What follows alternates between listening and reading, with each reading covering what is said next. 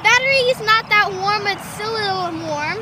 And the ESC is not doing anything bad, but we think that it might have burned out.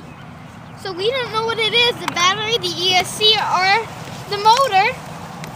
We just gotta figure this one out, and we don't know what it is yet. It's a mystery.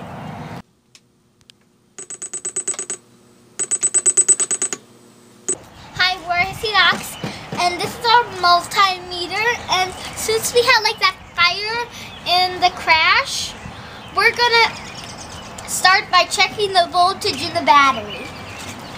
Just get this in here. There we go now. Let's see what it is. What is it? 11.8.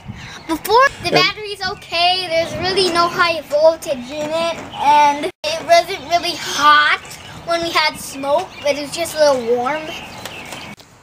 Hi, we're RCDOX, and now we're gonna test the motor. But the other ones work fine, but I don't think the motor's gonna work that well. When after the crash and the smoke, the motor was not hot. That ESC is still giving power to the aileron. Move my hands. But when we try the power, it doesn't work. Only. Now after running the power, you can see the ESC is really hot. I can even feel it. It's like burning my hand. We thought the ESC was a problem, and when we looked at it, we didn't see that it was burned. But then we changed ESC, and there was no problem.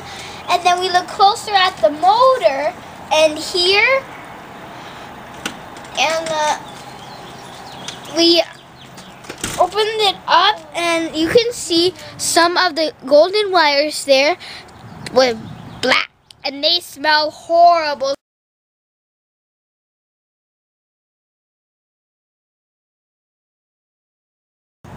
So it was the motor's fault, not the poor ESC's. When we were flying it that day, we weren't flying very fast, so we don't know. We might have gotten burned out before, and they just went out that day. So we put a new motor on I Am Speed, and now we're ready to